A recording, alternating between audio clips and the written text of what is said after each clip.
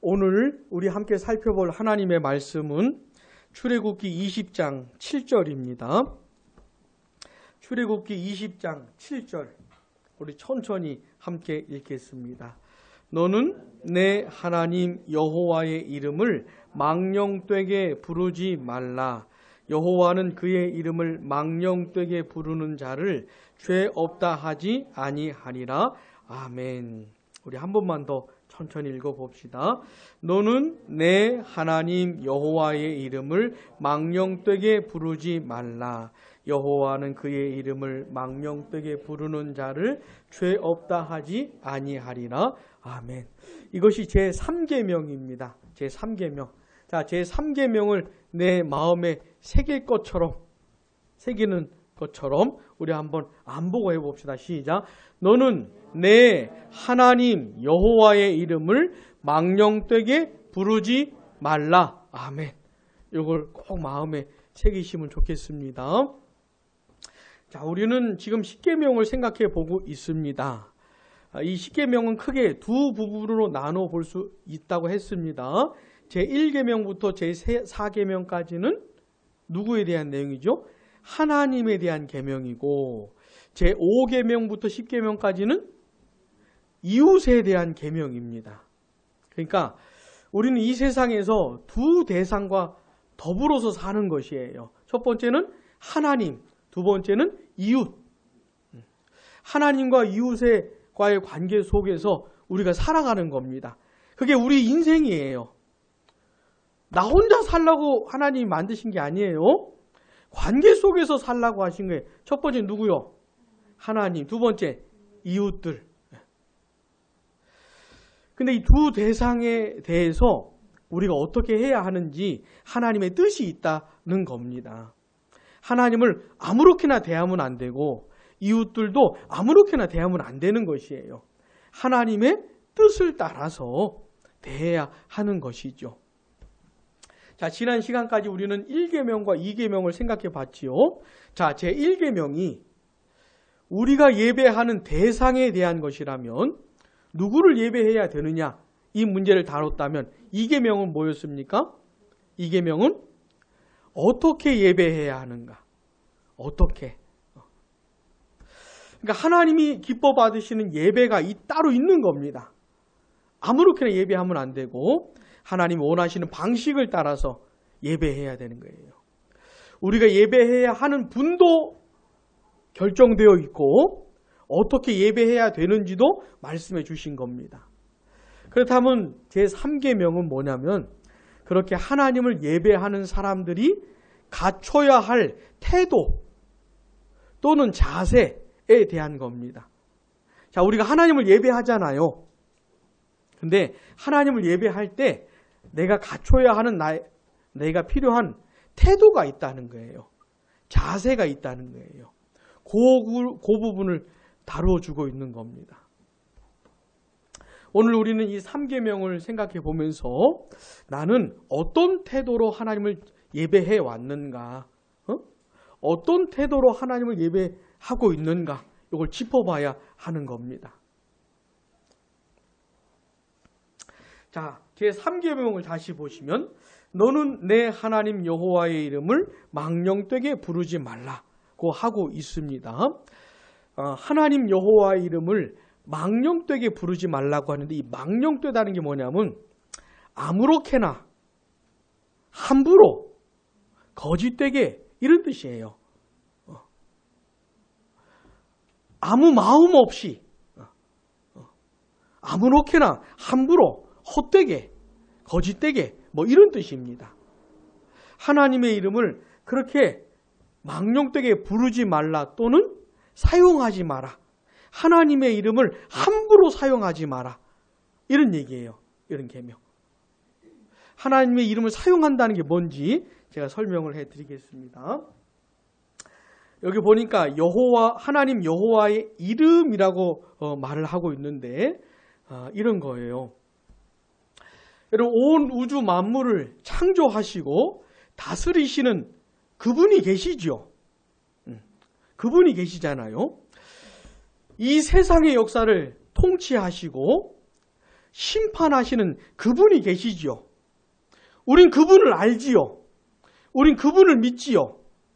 근데 그분이 자기 자신을 드러내시는 거예요. 자기 자신을 나타내십니다. 그분이 어떤 분인지, 그분이 하신 일들이 뭔지, 그분이 원하시는 게 뭔지 이걸 어떻게 해요? 나타내신다고요. 이걸 우리는 계시하신다고 표현을 해요. 계시라는 표현을 써요. 근데 그분이 자기 자신을 계시하시는 여러 방법 중에 하나가, 방식 중에 하나가 뭐냐면 자기 이름을 통해서 계시하세요. 그분의 이름을 통해서 나타내셔요. 여기 보니까 은석이와 은호의 이름이 있지요. 아직 정확히 못 들어봤지만 어째 중요한 의미가 담겨 있을 것 같아요. 아무렇게나 이름 짓진 않았겠지요? 그지요? 그 이름을 통해서 무슨 뜻을 드러내고 싶었던 거 아니겠습니까? 우리 세한인의 뜻은 뭔지 아세요? 세례요한의 세자 한자 따가지고 세례요한이 예수님의 초림을 준비했다면 예수님의 재림을 준비하는 아이가 되거라. 그런 인생을 살거라. 그 이름에 너무 무거운 의미를 담아뒀는지 모르겠지만 아무튼 그런 이름이 그래서 세한이에요. 자, 우리도 되게 이름 지을 때 아무렇게 짓는 게 아니고 어떤 의미를 담아서 뭔가를 바라는 마음으로 짓지 않습니까? 자, 하나님의 이름에도 어떤 뜻이 있어요. 뜻이 있어요. 그게 뭐냐면 하나님이 어떤 분이신지를 그 이름에 담아서 나타내 주시는 것이에요. 그래서 그 이름이 중요해요. 그 이름이. 자, 오늘 본문에는 하나님이라는 말이 있고 그 다음에 여호와라는 말이 있지요. 다시 어떤 말들이 있습니까? 하나님이라는 말이 있고 또 여호와라는 말이 있지요. 근데 이 하나님이라는 말이 히브리어로는 엘로힘이라는 말이에요. 엘로힘. 자, 온 우주 만물을 창조하고 다스리시는 심판하고 완성하실 그분의 이름이 뭐예요? 엘로힘이에요. 엘로힘. 우리는 그분을 엘로힘이라고 부르는 거예요. 엘로힘이라고. 한글 성경에서는 하나님이라고 번역을 했지만 히브리어로는 엘로힘이에요. 그분을 우리는 엘로힘이라고 불러요. 이 엘로힘의 뜻이 뭐냐면 전능자라는 뜻입니다. 전능자. 전능자. 그러니까 우리가 엘로힘이라고 부를 때는 그분을 그분이 전능하신 분이구나 라고 생각하면서 그렇게 믿으면서 그분을 엘로힘이라고 부르는 것이에요. 이 엘로힘이라는 말은 엘이라는 말의 복수형이에요. 거꾸로 엘로힘의 단수형은 뭐겠어요? 엘이 되겠지요. 그러니까 구약 성경에 보면 히브리어로 엘로힘이라고 할 때가 있고 엘이라고 할 때가 있어요. 이건 다 그분을 나타내는 이름이에요. 뜻이 뭐라고요? 전능자라고. 전능자. 그래서 우리는 그분을 엘로힘 또는 엘이라고 부를 때는 그분이 전능하신 분이라는 걸 믿고 의식하면서 그 의미를 담아서 엘로힘이라고 부르는 것이에요. 자, 우리가 우리말로 하나님이라고 부를 때 어떻게 불러야 되는 겁니까? 그러니까 그 의미를 생각하면서 불러야 되는 것이에요. 자, 망령되게 부른다는 게 뭐겠습니까? 아무 생각 없이 하나님 이렇게 말하면 그게 망령되게 부르는 것이에요. 자, 우리는 엘로힘이라고 자주는 안 하잖아요. 우리 엘로힘, 하나님이라고 부르잖아요. 온 세상 만물을 창조하고 다스리시는 그분, 가장 존귀하시고 가장 위대하신 그분을 우리는 하나님이라고 부르잖아요. 부를 때 어떻게 된다고요? 그 뜻을 생각하면서 하나님이라고 하는 그 말 속에는 어떤 뜻이 들어있다고요? 전능자라는 뜻이 들어있다고요. 전능하신 분, 전능하신 능력을 가지신 분, 그 전능하신 능력으로 세상을 창조하시고 다스리시고 심판하시고 완성하실 그 전능자 그분을 생각하면서 의식하면서 하나님이라고 불러야 한다 이 말입니다. 또 이 여호와라는 말이 뭐냐면 그 전능하신 하나님의 이름이에요. 이름. 이 여호와라고 하는 이름 속에는 어떤 뜻이 들어있냐면은 스스로 계신 분, 이런 뜻이 들어있어요. 스스로 계신 분. 무슨 뜻입니까? 자존하시는 분이라는 거예요. 하나님은 홀로 완전하시고 완벽하세요. 그러니까 하나님은 홀로 계셔도 아무 문제가 없어요. 누구의 도움 필요가 없어요. 누구의 간섭도 필요가 없어요. 스스로 완전하신 분이기 때문에. 이 우주에 그런 존재는 하나님밖에 없어요. 나머지는 어떻게 되는 겁니까? 그 스스로 완전하신 하나님이 만드신 존재들이기 때문에, 만들어진 것들이기 때문에 어떻게 해야 돼요? 그 스스로 계신 하나님을 의존해서, 하나님께 잇대어서, 하나님을 의지해서 살아가고 존재해야 하는 것이죠. 그러니까 스스로 계신 분은 하나님 한 분밖에 없어요. 그러니까 여호와라고 하는 이름에는 그런 뜻이 들어있어요. 그리고 엘로힘은 창조주 하나님을 가리키는 표현이라면 여호와는 언약의 하나님을 가리키는 표현이에요. 자기 백성을 구원하시고 자기 백성과 함께 하시고 자기 백성을 떠나지 않으시고 자기 백성을 책임지시는 언약의 하나님의 이름이 여호와예요. 그런 뜻이에요. 그래서 우리는 여호와라고 부를 때 어떻게 해요? 그 의미를 생각하면서 불러야 하는 것이에요. 그 가장 귀한 그분을 생각하면서 여호와라고 부를 수 있어야 하는 것이에요. 내 하나님 여호와의 이름을 망령되게 부르지 마라. 아무렇게나 의미 없이 함부로 헛되게 거짓되게 부르지 마라. 사용하지 마라. 이런 것이죠. 여러분, 하나님은 있잖아요. 자기의 이름을 통해서 자기 자신을 나타내셨잖아요. 그래서 하나님의 이름이 하나님만큼이나 귀한 것이에요. 하나님의 이름이 하나님만큼이나 귀한 것이에요. 왜요? 이름을 통해 하나님을 나타내셨기 때문에 그런 겁니다. 여러분, 옛날에 우리 아버지, 너의 아버지 이름이 어떻게 되니? 이래 물어보시면 우리 어떻게 대답했습니까? 김, 영자, 배자를 쓰십니다. 이렇게 말을 해야 이 교육을 잘 받았구나. 이런 칭찬을 받았잖아요. 아버지 이름이 어떻게 되시니? 김영배입니다. 이런 말하면 안 되잖아요. 응? 그럼 누가 우리 아버지 이름을 건드리면은 굉장히 화가 나잖아요. 그죠? 막 피가 거꾸로 솟지 않습니까? 우리 아버지를 건드리면? 우리 친구들 안 그래? 응? 여러분, 하나님 있잖아요. 하나님의 이름에 하나님을 담아둔 거예요. 하나님의 이름은 하나님만큼이나 귀한 겁니다. 그러니까 하나님을 대하는 태도로 하나님의 이름을 대하는 것이에요. 하나님의 이름을 귀하게 여기는 만큼 하나님을 귀하게 여기는 것이에요. 이게 둘이 따로가 아니에요. 그냥 하나인 것이에요. 그래서 이 3계명에는 그 이름에 자신을 담아두신 그 하나님을 어떤 태도로 대해야 하느냐, 그 내용이 들어있는 것이에요. 자, 우리가 하나님을 어떻게 대해야 하는가, 그 메시지가 이 3계명에 들어있는 것이에요. 여러분, 우리가 하나님을 어떻게 대해야 됩니까? 매튜 헨리 목사님은 이렇게 표현해요. 가능한 모든 경외함과 진지함으로. 이렇게 표현을 해요. 가능한 모든 경외함과 진지함으로 하나님을 대해야 하는 것이에요. 예를 들어서 우리가 히브리 사람들이 유대인들에게 배울 점이 하나가 있는데, 여러 개가 있는데 그 중에 하나가 뭐냐면, 아까 말했던 그 여호와라는 이름 있잖아요. 여호와라는 이름. 여러분, 혹시 야훼라는 이름 들어봤습니까? 야훼? 어떤 사람은 여호와 하나님이라 하고 어떤 사람은 야훼 하나님이라고 하잖아요. 왜 그런지 아십니까? 정확한 발음을 모르기 때문에 그래요. 자, 우리 한글 성경에 여호라고 번역된 그 히브리 자음 4개가 있어요.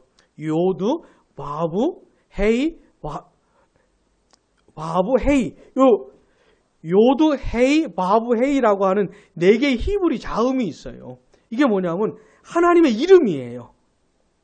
하나님의 이름, 그 자음이에요. 근데 옛날 지금은 마소로 학파들이 그 구약 히브리 성경에다가 모음을 붙여놨기 때문에 우리 같은 사람도 히브리 성경을 보고 읽을 수가 있어요. 발음을 할 수가 있어요. 그런데 옛날에는 모음 없이 자음만 기록한 겁니다. 히브리어는 오른쪽에서 왼쪽으로 써요. 우리는 왼쪽에서 오른쪽으로 쓰잖아요. 히브리어는 오른쪽에서 왼쪽으로 써요. 그러니까 그냥 자음만 쭉 쓴 겁니다. 자음만. 게다가 띄어쓰기도 안 해요.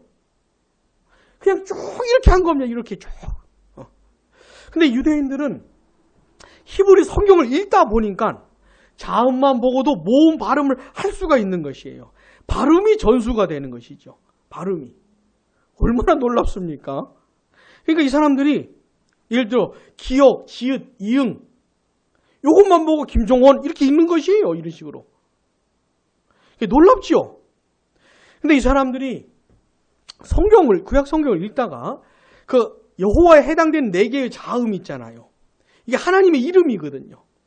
근데 이 이름을 감히 부를 수가 없는 거예요. 감히 말할 수가 없는 거예요. 그래가지고 이 4개의 자음이 나오면 아도나이라고 읽어버린 거예요. 아도나이. 원래 아도나이 발음이 아니에요. 근데 나의 주라고 하는 의미의 아도나이라고 읽어버린 것이에요. 감히 그 4개의 자음을 부를 수가 없어서. 그래서 그러다 보니 어떻게 해요? 모음을 까먹은 거예요. 정확히 4개의 자음을 어떻게 불러야 하는지를 까먹은 것이에요. 그러니까 이렇게 저렇게 생각을 하면서 어떤 사람들은 여호와라고 발음하고 어떤 사람들은 야훼라고 발음하는 것이에요. 그러니까 여호와랑 야훼랑 싸울 필요가 없지요. 그런 내용을 생각해 보면은. 네? 근데 여러분 그런 태도 있잖아요. 그 하나님의 이름이 너무 거룩하고 너무 크고 귀해서 감히 부를 수 없어 했던 유대인들의 태도. 그 태도만큼은 우리가 배워야 하는 겁니다. 정말 그게 경외함이죠. 그 귀한 이름을 감히 부를 수가 없어서 다르게 말을 했던 그들의 태도, 이건 기억해야 돼요. 심지어 이 유대인들은 엘로힘이라는 말도 잘 못 써요. 그래가지고 예를 들어서 누가복음에서는 하나님의 나라라고 하는 표현을 마태복음에서는 하늘나라라고 표현을 합니다. 왜냐하면 마태복음은 유대인들을 대상으로 쓴 복음서이기 때문에 유대인들에겐 그런 정서가 있는 거예요. 엘로힘도 잘 발음을 못하겠는, 하나님이라고 잘 말하기가 좀 그런, 그래서 하나님을 하늘이라는 표현으로 바꾸는 거예요. 그래서 마태복음에서는 하늘나라, 천국 이렇게 표현을 하는 것이죠. 자, 그들의 정서만큼은 우리가 배워야 하는 겁니다. 그들의 정서만큼은. 자, 그런 마음, 그런 정서로 어떻게 해요? 하나님을 예배해야 하는 겁니다. 하나님을. 가능한 모든 경외함과 진지함으로, 하나님을 가장 귀하게 여기는 마음으로, 하나님을 가장 존중하는 마음으로, 하나님을 가장 높이는 마음으로 하나님을 예배해야 하는 것이에요. 자, 우리 양무리 교회가 우리가 모여서 드린 이 공적인 예배, 공예배에 좀 적용을 해봅시다. 우리가 어떻게 적용을 할 수 있을까요? 자, 오늘 우리가 예배하고 있잖아요. 누구를 예배하는 겁니까? 하나님을 예배하는 것이죠. 그분이 어떤 분이세요? 가장 귀한 분이세요. 가장 높으신 분이고, 가장 존귀한 분이고, 가장 위대하신 분이고, 내 온 마음을 다 바쳐서 사랑과 충성과 내 온 인생을 다 바쳐 마땅하신 분이 바로 그분이세요. 우리가 그 하나님을 오늘 어떻게 해요? 예배하고 있는 것이에요. 이런 생각을 해야 돼요. 이런 생각을. 우리가 아무리 하나님께 집중해서 예배를 해도 하나님이 받으실 만큼의 그 집중 우리는 못해요. 우리가 아무리 우리의 가장 깊은 마음을 하나님께 드려도 온 마음을 완전히 집중해서 하나님께 예배를 해도 하나님이 받으실 만큼의 그 정도는 안 돼요. 그 정도는 안 돼요. 그래도 우리 편에서는 어떻게 됩니까? 그래도 우리 입장에서는 최대한의 집중을 해서 하나님을 예배해야지요. 일단 우리 예배를 받으신 분이 누군지를 생각을 해야지요. 일단 이 예배에 나오기 전부터 좀 준비를 해야 됩니다. 준비를 해야 돼요. 사실 주의 날, 주일을 주중에 준비를 하면서 살긴 해야 되는데 특별히 토요일을 잘 살아야 돼요. 우리가 토요일을 잘 준비해야 돼요. 왜요? 그 다음 날이 주일이니까. 특별히 토요일은 그 다음 날이 어떤 날인지를 생각을 해야 돼. 응? 주의 날 우리가 뭐 하는지를 생각을 해야 돼요. 여러분 우리가 인생을 살면서 우리가 할 수 있는 해야 되는 가장 위대한 일이 뭡니까? 하나님을 예배하는 것이에요. 하나님을 예배하는 거. 하나님을 예배하는 게 내가 할 수 있는 가장 큰 일이에요. 내가 해야 되는 가장 위대한 일이고. 그러니까 토요일은 뭐 하는 날입니까? 내가 해야 되는 가장 위대한 일을 준비하는 날인 거예요.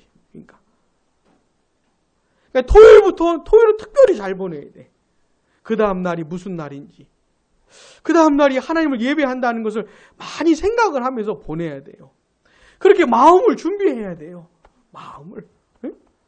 하나님, 내일 내가 하나님을 예배할 때 하나님이 받으실 만한 예배를 드릴 수 있도록 내 마음에 역사해 주시라고 기도하면서 토요일을 보내는 것이에요. 응? 그리고 이 몸도 잘 관리를 해야 돼. 몸도. 너무 고단하게 하루를 보내지 마시고, 응? 너무 피곤하게 하루 보내지 마시고, 그럼 그 다음날 정신 차리기가 힘들지요. 우리가 무슨 강철 체력입니까? 응? 우리 몸 관리를 잘해야 주님의 날에 집중할 수가 있지요. 응? 토요일 너무 피곤하게 보내면 주일이 너무 고단하잖아요. 내가 집중을 해서 이 예배 시간을 완전히 집중을 해서 내 입장에선 해서 보내야 되는데 너무 피곤하면은 졸리기도 하고 집중도 안 되고 산만해지고 그러잖아요. 그러니까 몸 관리도 잘해야 돼요. 그래서 토요일은 너무 늦게 자지 말아요. 네? 일찍 자요, 일찍. 늦게 자면 주님의 날 집중하기 힘들잖아요. 그러니까 메인이 주의 날이에요. 주님의 날이 메인이에요. 토요일은 준비하는 날인 거예요. 준비하는 날. 특별히 토요일은. 자, 그렇게 토요일을 준비하고 주의 날에 우리가 예배의 자리에 나와 봅시다. 그래 한번 해봅시다. 최고의 컨디션으로 몸부터 해가지고 몸부터 최고의 컨디션으로 주님의 날에 주일에 예배당에 교회로 모여 봅시다. 자, 일단 그거 해봅시다 우리. 응? 그리고 이렇게 예배에 나오잖아요. 하나님을 의식하셔야 됩니다. 우리 예배를 받으신. 자, 요한복음 4장 24절 내용이 뭡니까? 하나님은 영이시니 아멘. 하나님이 영적인 분이라는 거죠. 무한한 인격체라는 말입니다. 그 내용 속에는 어떤 의미가 들어있냐면 하나님이 여기 계신 분이라는 거예요. 하나님은 동시적으로 모든 곳에 계시는 그런 분이셔요. 그러니까 하나님은 지금 여기 계셔요. 자, 여기 계신 하나님을 의식을 해야 되는 겁니다.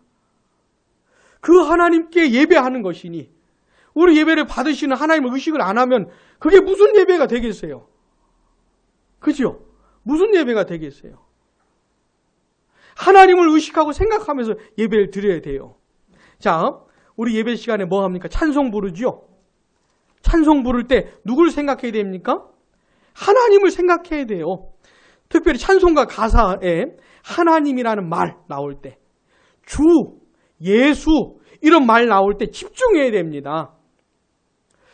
하나님의 이름을 찬송하러 왔으니 아까 우리 불렀죠. 첫 번째 찬송, 세 번째 가사가 그거 아닙니까? 그럼 정신을 바짝 차려야 돼요. 하나님이란 말이 나오잖아요. 그럼 정신을 바짝 차려야 돼요. 왜요? 하나님 여호와의 이름을 망령되게 부르지 말라 그랬잖아요. 아무 생각도 없이 하나님의 이름을 이러면 안 되지요. 내 임금 예수 내 주여. 우리 찬송했지요. 예수라는 이름이 나오면 정신을 차려야 돼. 그분이 하나님이시니까. 하나님의 이름이 예수예요. 그러니까 정신을 바짝 차려야 돼요. 이렇게 찬송을 하는 겁니다. 찬송을 할 때. 하나님, 예수, 주, 구주 이런 말들이 나오면 정신을 차려야 돼요. 무슨 말인지 알겠죠? 그리고 찬송가 가사를 보면 그 하나님이 하신 일들이 나와요. 우린 그 일들을 노래하는 거거든요. 그때 집중을 해야 돼요. 하나님이 하신 일들을 노래하는데 집중을 안 하면 하나님을 무시하는 거죠, 그게. 그죠? 하나님이 그 아들을 우리를 위해서 이 세상에 보내셨잖아요. 그 아기 예수가 태어났잖아요. 우리를 구원하려고 자기 아들을 세상에 보내신 거 아닙니까? 우리 아까 찬송했잖아요. 아기 예수 태어난 찬송을 했잖아요. 그 내용을 생각하면서 노래를 해야지요. 안 그러면 하나님을 무시하는 거라니까요.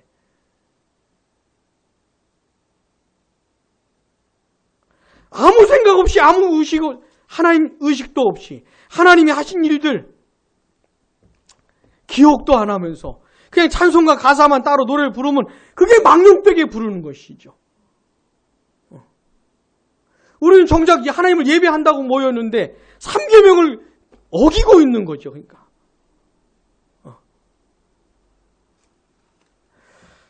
그리고 찬송가 가사를 보면 하나님께 감사하고 하나님을 사랑하고 예수님을 위해서 살고 싶고 뭐 이런 가사들이 나오잖아요. 그럼 그 가사에 마음을 담아서 불러야 돼요. 왜 이런 가사가 나오는지 그 내용을 생각하면서 하나님의 사랑과 하나님의 은혜가 감사해서 자기를 드리고 싶고 하나님을 사랑하고 이런 가사들이 나오잖아요. 그러면은 생각을 하면서 불러야 돼요. 그럼 내 마음을 담아서 나도 하나님을 사랑하고 싶고 나도 하나님께 충성하고 싶고 그렇게 마음을 담아서 찬송을 해야 되는 것이에요. 안 그러면 하나님을 무시하는 것이죠. 하나님을 찬송한다면서 하나님을 무시하고 있는 것이죠. 이렇게 생각하니까 예배가 쉽지 않죠. 예배는 쉬운 게 아니에요.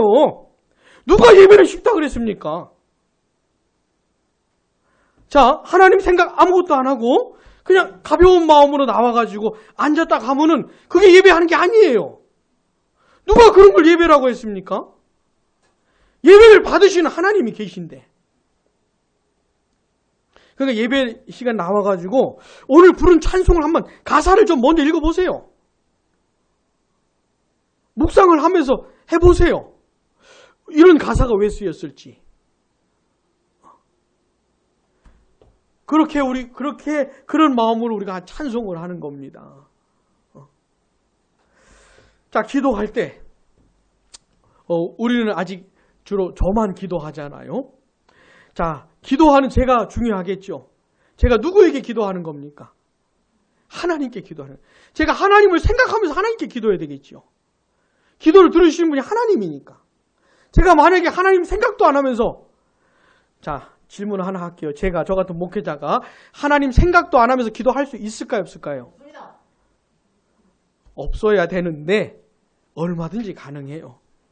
제가 뭐 늘 하던 게 기도 아니겠습니까? 네? 많이 하는 게 기도 아니겠습니까? 그러니까 이게 입에 붙는다고요, 그냥. 이게 그냥 생각 속에 자리가 잡힌다고요. 그러니까 저도 하나님을 의식을 안 하면 안 해도 뭐라고 말이 나온다니까요.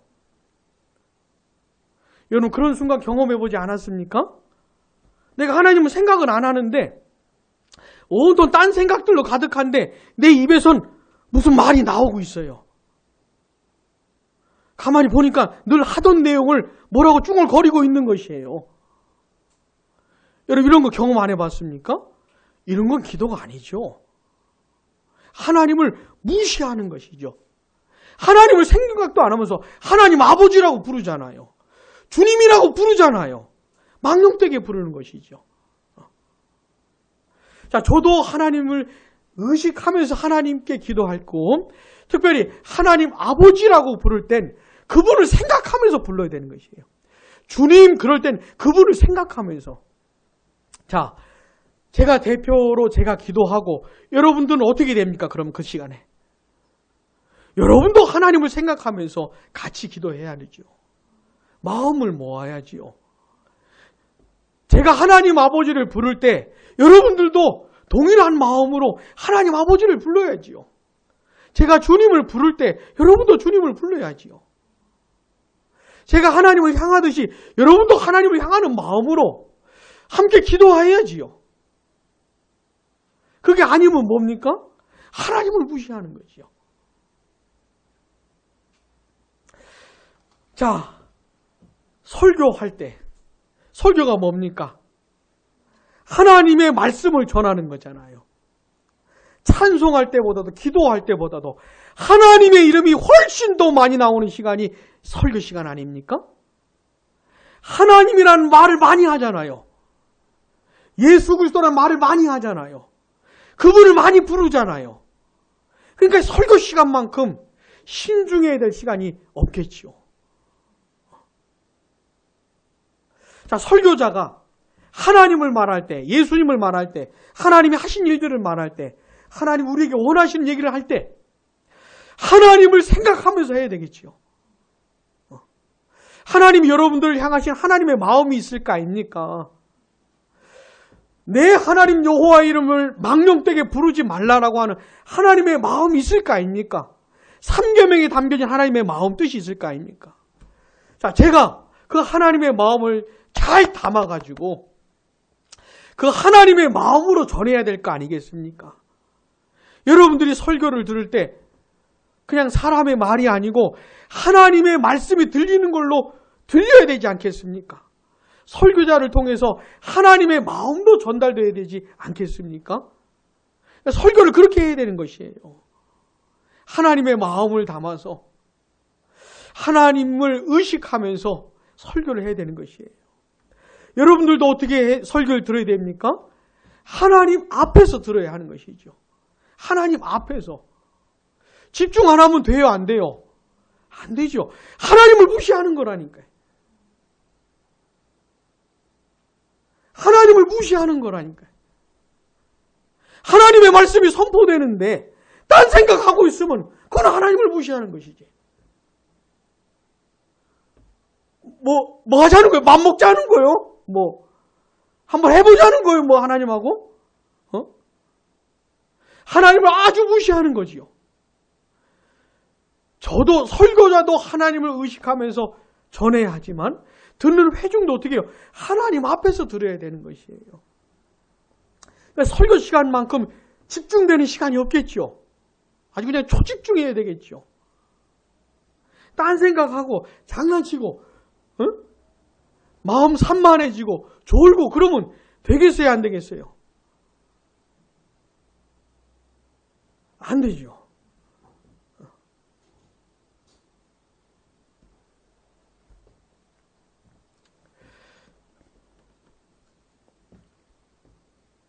그런 얘기를 지금 3계명 속에 담아둔 거예요. 자, 우리가 3계명 속에 담겨있는 그 메시지를 가지고 우리 공예배 적용하면서 예배를 드리면 좋겠습니다. 그렇게 하나님이 받으시는 예배죠. 자, 우리가 드리는 예배는 있잖아요. 이런 공예배만 있는 게 아니고 삶의 예배라는 것도 있어요. 삶의 예배. 들어봤습니까? 삶의 예배? 자, 오늘 우리가 모여서 하나님을 예배하잖아요. 이렇게 하나님을 예배한 사람들이 또 흩어져서 각자의 삶 속에서 하나님을 예배하듯이 살아가는 것이에요. 그 삶도 예배라고 말을 해요. 자, 로마서 12장 봅시다. 로마서 12장.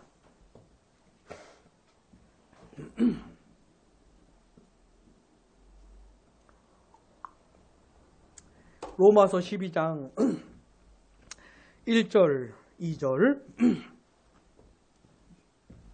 같이요. 그러므로 형제들아 내가 하나님의 모든 자비하심으로 너희를 권하노니 너희 몸을 하나님이 기뻐하시는 거룩한 산 제물로 드리라. 이는 너희가 드릴 영적 예배니라. 아멘. 우리 몸을 하나님이 기뻐하시는 거룩한 산 제물로 드리는 영적 예배에 대해서 말씀을 해주고 있습니다. 이 영적 예배라는 게 뭐냐면 삶의 예배를 말하는 것이에요. 삶의 예배. 로마서 전반부의 내용이 뭡니까? 그리스도 예수를 통해 나타난 하나님의 은혜를 말해줘요.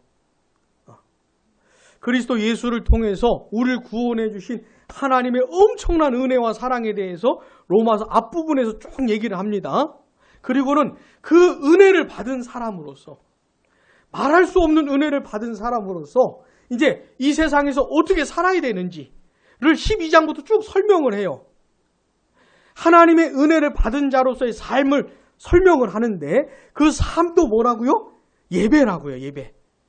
그게 영적 예배라고요. 인생을 사는 것도.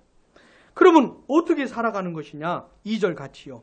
너희는 이 세대를 본받지 말고 오직 마음을 새롭게 함으로 변화를 받아 하나님의 선하시고 기뻐하시고 온전하신 뜻이 무엇인지 분별하도록 하라. 아멘. 로마서 12장 2절처럼 사는 게 삶의 예배를 드리는 것이에요. 이런 사람들이 삶 속에서도 예배를 드리는 사람들인 것이에요. 이 세대를 본받지 않습니다. 이 세상 정신을 따르지 않습니다. 예수님을 믿지 않는 사람들, 하나님을 모르는 사람들의 생각들, 그런 것들을 그냥 따라가지 않아요. 분별을 하는 겁니다. 세상이 흘러가는 대로 그냥 유하게 잘 융합되어서 좋은 게 좋은 거지 하면서 그래 살지를 않습니다. 하나님의 은혜를 받은 사람들은 어떻게 살아요? 분별을 하는 겁니다. 분별을 하는 거예요. 이게 하나님의 뜻이냐, 하나님의 기뻐하시고 선하시고 온전하신 뜻인지를 어떻게 해요? 분별하면서 사는 것이에요.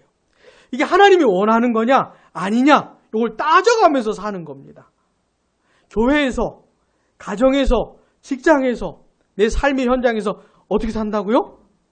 이게 하나님이 원하는 거냐 아니냐 이걸 고민하고 따져보면서 사는 거예요. 그러면서 하나님이 원하는 게 아니라고 알게 되면 어떻게 해요? 과감하게 버리는 겁니다. 과감하게 버리고. 하나님이 이게 하나님의 뜻이라고 알게 되면 어떻게 돼요? 그 뜻을 따라서 살아가야 하는 것이죠. 그게 삶의 예배인 것이에요. 삶의 예배. 오늘 우리가 이렇게 공예배를 드린, 하나님이 받으실 만한 예배를 드린 사람들이 이제 어떻게 해요? 세상에서 삶의 예배를 드리면서 살아가야 하는 것이죠. 삶의 예배를 드릴 때도 어떻게 살아야 됩니까? 하나님을 의식하면서.